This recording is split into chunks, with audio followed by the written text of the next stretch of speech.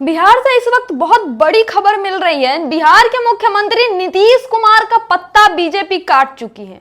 जी, नीतीश कुमार इस बार नहीं बनेंगे बिहार के मुख्यमंत्री और सम्राट चौधरी के नेतृत्व में लड़ा जाएगा बिहार विधानसभा के चुनाव। नमस्कार, मेरा नाम सलोनी चौहान है। बिहार की राजनीति में इस वक्त उथल पुथल मची हुई है। नीतीश बाबू है जो बिहार के सीएम कुर्सी से ऑब्सेस्ड हो चुके हैं और कुर्सी छोड़ना नहीं चाह रहे हैं। वहीं दूसरी तरफ उनकी सहयोगी पार्टी बीजेपी है जो साम दाम दंड भेद लगा के कैसे भी नीतीश कुमार से कुर्सी छीनने के हर भरसक प्रयास कर रही है।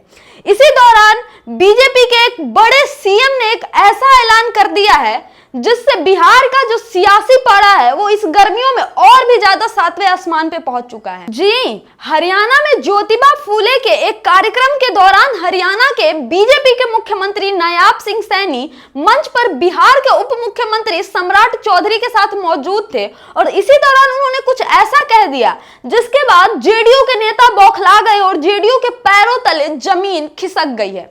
नायाब सिंह सैनी ये कहते हैं कि हरियाणा तो हमने जीत लिया, अब अगली बारी बिहार की है और बिहार विधानसभा के चुनाव सम्राट चौधरी के नेतृत्व में लड़ा जाएगा। जी, वो कह रहे हैं कि बिहार विधानसभा के चुनाव सम्राट चौधरी के नेतृत्व में लड़ा जाएगा। भाइयों, सम्राट चौधरी जी बैठे हैं। हरियाणा के बाद इब्जा बिहार की बारी है।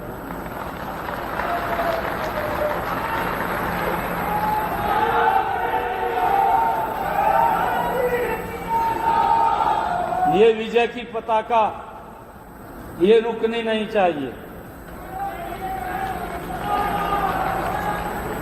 ये विजय का झंडा ये बिहार के अंदर भी फहराया जाएगा और हमारे सम्राट चौधरी के नेतृत्व में फहराया जाएगा। आपको तो पता ही है, राजनीति में हर चीज डायरेक्ट नहीं बोली जाती है, वो घुमा फिरा के बोली जाती है। और इससे पहले भी बीजेपी के नेता ये हिंट दे चुके हैं कि शायद नीतीश कुमार के नेतृत्व में बिहार विधानसभा के चुनाव नहीं लड़े जाएंगे और इस बार जो सीएम का चेहरा होगा जिसके नेतृत्व में चुनाव लड़ा जाएगा वो बीजेपी का कोई बड़ा नेता होगा। और ये हिंट अब सम्राट चौधरी की तरफ मिल रहा है।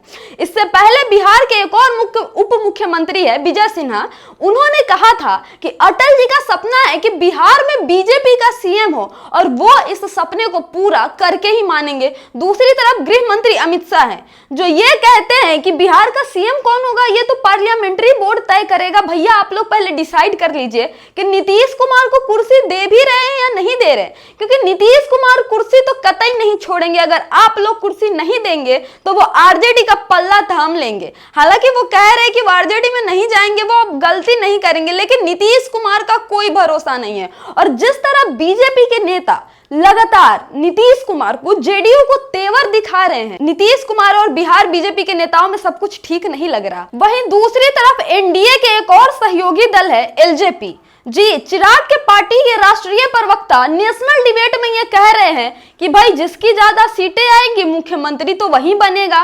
मतलब कुल मिला के देखे तो कोई भी पार्टी ये साफ साफ अभी नहीं कह रही कि नीतीश कुमार के नेतृत्व में ही बिहार विधानसभा के चुनाव लड़े जाएंगे और चुनाव के बाद जीत हासिल करने के बाद सुशासन बाबू ही वापस सुशासन संभालेंगे। अब भैया देखिए, वक्फ बिल को समर्थन देके तो बीजेपी पहले ही चौतरफा घिरी हुई है और ऊपर से बीजेपी के नेता इस तरह के बयान देके क्या साबित करना चाह रहे हैं? कहीं नीतीश कुमार के साथ वो प्रेशर पॉलिटिक्स जो कही जाती है वही तो नहीं की जा रही कि आप जहां कमजोर हुए नहीं कि हम आपको दबाना शुरू कर देते हैं और इसी प्रेशर में ला के आरजेडी तो आपको लेने से मना कर रही है तो हम आपको अपनी बातें मनवा लेंगे। वहीं बीजेपी के एक दूसरे और नेता हैं जो ये कह रहे हैं कि नीतीश कुमार को तो उप प्रधानमंत्री बना देनी चाहिए।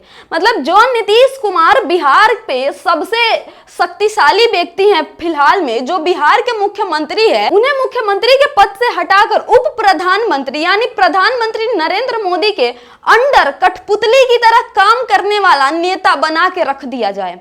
यह बीजेपी की सियासी चाल है कि बिहार की जमीन को कैसे अपने काबू में लिया जाए, क्योंकि एक बात साफ है कि जो दिल्ली की राजनीति होती होती है ना, जो दिल्ली की कुर्सी होती है, वो सिर्फ 2 राज्यों से तय होके जाती है, एक यूपी और एक बिहार। और फिलहाल इसी साल बिहार विधानसभा के चुनाव में कुछ और महीने बाकी है। अगर वो बिहार पे काबिज होने में बीजेपी सक्सेसफुल हो जाती है तो यूपी पे काबिज होना कहीं ना कहीं उसके लिए थोड़ा आसान जरूर हो जाएगा। और इसीलिए बीजेपी बिहार के साथ किसी भी कीमत में समझौता नहीं करना चाहती है। बाकी आप लोगों को क्या लगता है, बिहार की जो राजनीति है अभी और कितनी मोड़ों से होके गुजरेगी?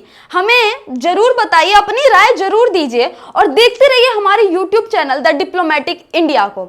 खबरों से आपको वास्तविकता के साथ रूबरू कराते रहेंगे और बिहार की सियासी हलचल की हर एक उठापटक से आपको जानकारी देते रहेंगे। धन्यवाद।